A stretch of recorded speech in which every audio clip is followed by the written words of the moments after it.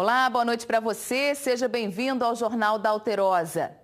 Quase todo mundo já passou pela seguinte situação: entregar uma nota para o trocador de ônibus e ouvir dele que não há troco. As empresas de transporte de BH estipulam o valor máximo de R$20, o que para o Procon é uma prática abusiva. Por isso, fique atento ao que realmente está na lei. Os passageiros reclamam. Dá o dinheiro, o trocador não xinga a gente, não dá o troco pra gente.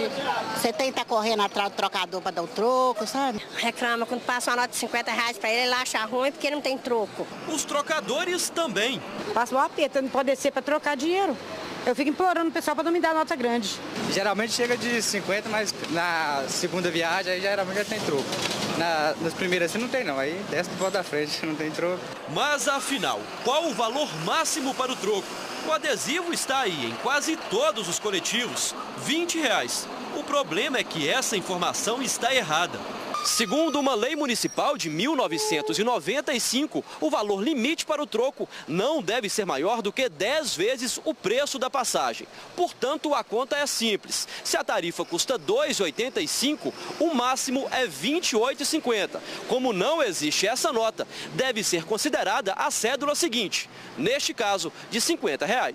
E a empresa que se negar a embarcar o passageiro pode ser autuada pela BH Trans. E a multa é pesada, vai de R$ 1.400 a R$ 7.000 por infração. Se isso for impedido ao consumidor, ele deve fazer uma ocorrência policial, se for possível, anotar a placa do ônibus, os dados, o nome do motorista, do trocador, testemunhas, para que possivelmente ele vá exercer o seu direito aí, ou da delegacia do consumidor ou no Procon, exigindo o direito aí da prestação de serviço. Vai exigir a partir de agora seu direito? Agora vou, porque é muito complicado. Às vezes a gente não tem trocado. De acordo com o Sindicato das Empresas de Transporte de Passageiros de Belo Horizonte, o objetivo do valor menor do que o exigido é agilizar as viagens e aumentar a segurança de motoristas e trocadores. O coordenador do Procon acredita que os empresários devem assumir esse risco, mas pede bom senso aos usuários. Que mesmo que a lei o ampare, que ele facilite o troco, que ele procure entrar no ônibus com notas menores, porque ele vai poder garantir com tranquilidade ser usuário do transporte e que tudo ocorra bem. Enterrado nessa tarde no cemitério Bosque da Esperança, o corpo do DJ Paulinho, muito conhecido aqui em Belo Horizonte. O jovem foi assassinado na noite passada com 9 tiros. O crime foi na porta da casa dele, no bairro Santa Mônica, na Pampulha. Nas redes sociais circulou a informação de que Paulinho estava de caso com a mulher de um traficante. A polícia ainda não tem pistas dos suspeitos. A movimentação foi intensa no enterro do DJ Paulinho. Muito abalada, a família não permitiu que a imprensa entrasse no cemitério. A morte de João Paulo de Moura Rocha, o DJ Paulinho, de 27 anos, ainda é cercada de mistérios. Segundo o depoimento da mulher do DJ, ele estava indo para o carro, em frente de casa, quando 2 homens numa moto vermelha o surpreenderam e dispararam várias vezes. 9 tiros acertaram João Paulo, 6 na cabeça. Os criminosos fugiram sem levar nada. Para um motoqueiro assim do lado dele, perguntou: Paulinho? Aí na hora que ele olhou assim, o cara sacou a arma, já foi tentar meter o tiro. Só que aí o Paulinho tentou abrir o portão da casa dele, e o cara acertou o tiro nele e caiu.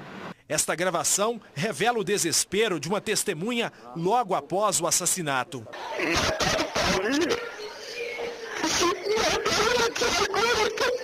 DJ Paulinho era muito conhecido nos bailes funk de Belo Horizonte. A rua onde o crime aconteceu ficou lotada de fãs. Muita gente boa. Achava ele um cara bacana, gente boa. Já curti muitas festinhas dele. A morte do DJ também repercutiu na página do artista nas redes sociais. Algumas mensagens publicadas dizem que Paulinho foi morto por ter se envolvido com a mulher de um traficante, que está preso no Rio de Janeiro. Câmeras de segurança da casa do DJ podem ter flagrado o crime. As imagens já estão com os policiais. A Polícia Civil abriu inquérito para investigar o motivo e quem matou DJ Paulinho. Além do crime passional, os investigadores apuram se a vítima tinha envolvimento com o tráfico de drogas. Nós temos vários prováveis motivos. Tem um motivo do traficante, tem um motivo dívida de droga, pode ser até mesmo um latrocínio. Então, nós temos hoje 5 a 6 linhas a serem perseguidas. Também foi enterrado hoje o corpo do jovem de 18 anos, encontrado morto numa cachoeira, perto de uma boate de Juiz de Fora. Ele teria se envolvido numa briga na casa noturna. Depois, expulso e perseguido por seguranças antes de desaparecer. Não dá para acreditar num negócio desse. Uma multidão de amigos e familiares se despediu do jovem que morreu de forma suspeita. Segundo a família, ele foi com amigos a essa casa noturna na região oeste da cidade e foi colocado para fora por seguranças depois de uma briga. Os parentes fizeram um protesto cobrando agilidade nas buscas. O corpo foi encontrado e reconhecido por um parente numa cachoeira que fica abaixo de uma trilha íngreme, perto da casa noturna. O caso está sendo investigado pela Delegacia de Homicídios. Por enquanto, pelo laudo inicial da perícia, não há indícios de violência na morte. As provas estão sendo produzidas, está certo? Marcadas oitivas das pessoas e tudo mais no decorrer da semana.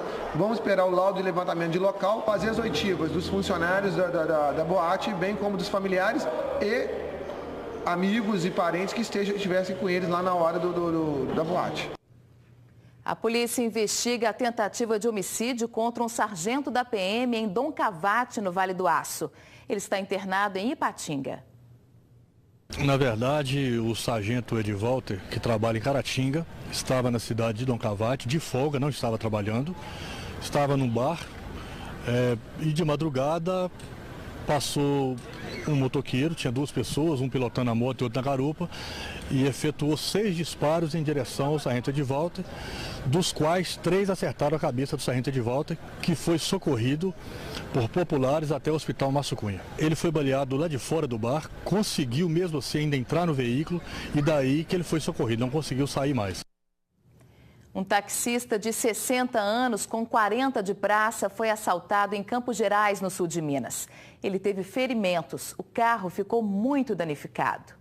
As marcas da maldade dos assaltantes ficaram no corpo do taxista. Seu Pedro levou 13 pontos na cabeça e 8 no queixo. Após receber a ligação, Pedro veio até esta rua, no bairro de Adema, para atender uma corrida até a cidade de Campo do Meio.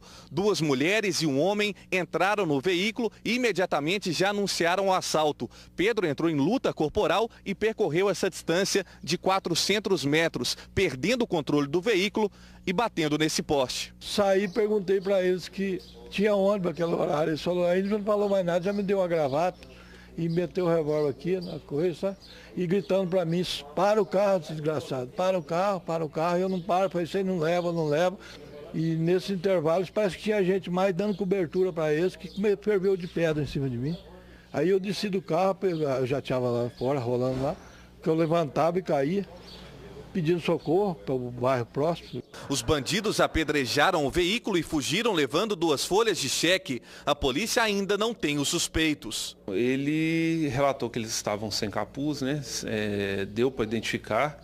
Ele vai trabalhar com imagens, né? Com álbum de fotografia para tentar identificar esses autores.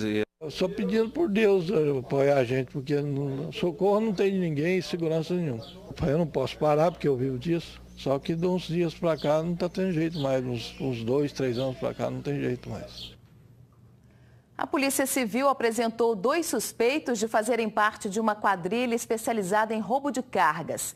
Um deles é apontado como líder do grupo e levava a vida numa boa com muitas festas e viagens.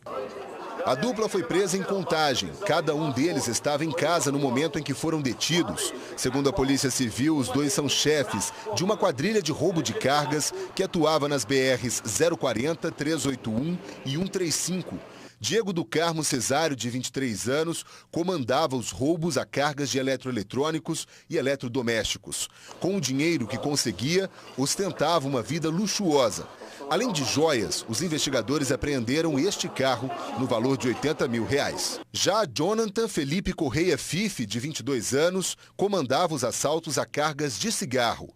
Os 2 já foram presos por roubo, porte ilegal de arma e tráfico de drogas. De acordo com a polícia, os criminosos escolhiam suas vítimas em postos de combustíveis. Depois de sondar quais seriam as cargas e as rotas, eles abordavam os caminhoneiros nas BRs e os levavam até estradas de terra isoladas. O motorista era feito refém até ser feito o transbordo das cargas. As investigações mostraram que os 2 bandidos são os responsáveis por um roubo à carga de cigarros em Curvelo e um assalto a um caminhão que transportava R$500 mil em celulares em Vespasiano. Mais pessoas podem estar ligadas a outras ramificações da mesma quadrilha. Estão atrás das grades 4 homens suspeitos de integrar uma quadrilha de arrombadores de casas e lojas em Itaúna, no centro-oeste do estado. O grupo também teria invadido e roubado um escritório da Receita Federal. A delegacia ficou tomada por materiais de todo tipo. Maçarico, cilindro, essa furadeira que consegue abrir ferro e aço de maior espessura, além de touca ninja, TVs, itens de higiene pessoal e muita moeda. Os materiais estavam neste sítio no povoado Vale dos Ipês, em Itaúna. O dono do sítio, Felício Salema de Souza, Tiago Fernandes, de 28 anos, e Maurício Lima, de 52, e o caseiro do sítio, Gladeci de Souza, de 24 anos, foram presos. Segundo a polícia, Felício é chefe de uma quadrilha que arromba casas e comércios. Ele já foi preso várias vezes por estelionato e atua em Belo Horizonte, no centro-oeste de Minas, com documentos falsos em nome de outra pessoa. E confessou que adquiriu esse material de maneira fraudulenta, que é estelionato, né? Inclusive, parte desses materiais, que é maçarico, uma furadeira de alto impacto, ele passaria esses materiais para uma quadrilha que é especializada em arrombamento de caixa eletrônico. A polícia militar foi ao local depois de receber uma ligação informando que o caseiro havia sido baleado na perna. Entre os materiais apreendidos, alguns chamam a atenção. Vejam só, foram localizados conjuntos de roupas usados por agentes de saúde da Prefeitura de Itaúna no combate à dengue. Tem calça, blusas com emblema da Prefeitura, bolsas e até botas. A polícia acredita que os suspeitos se passavam por agentes para entrar em casas e comércios e monitorar todo o local. Também foram localizados computadores furtados da Receita Federal há 2 meses. A polícia contou que integrantes da quadrilha entraram por uma casa ao lado da Receita depois de fazer a cópia da chave que pegaram na imobiliária e quebrar a parede durante a noite. Os 6 gabinetes foram encontrados na casa deste técnico em informática, que também foi detido. Ele não quis gravar entrevista, mas disse que comprou os computadores de Felício e não suspeitou que fossem furtados. 3 adolescentes assaltaram uma mercearia em Botelhos, no sul de Minas. Veja como foi. Seu Enio estava tomando conta da mercearia da neta. O aposentado estava sozinho. De acordo com as vítimas, os 3 bandidos chegaram de bicicleta aqui na frente da mercearia. Um deles entrou e foi conversar com o seu Enio. Ele pediu para mim que vendesse R$1 de bala para ele. Eu vendi R$1 de bala e ele pôs R$2 em cima do balcão. Aí pediu para mim vir entregar uma penca de banana, que ele queria uma penca de banana. Aí eu peguei a penca de banana, ele me colocou um trem frio na cabeça, que não sei se é revólver, se é o dedo, ou se é um pedaço de ferro, não sei. E não anunciou o assalto. É um assalto e fica quieto, não te estoura a cabeça. Um deles veio até o caixa e pegou cerca de R$400.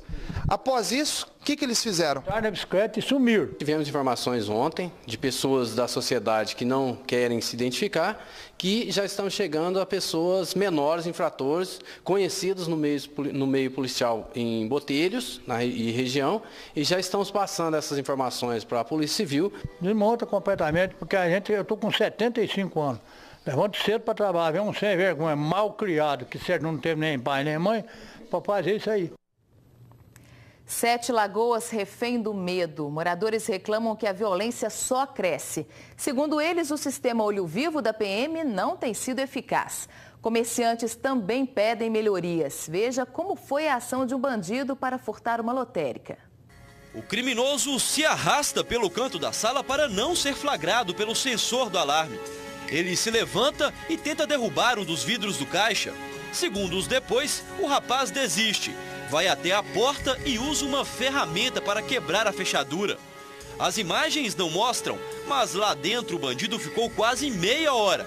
Tempo suficiente para arrombar um cofre e logo em seguida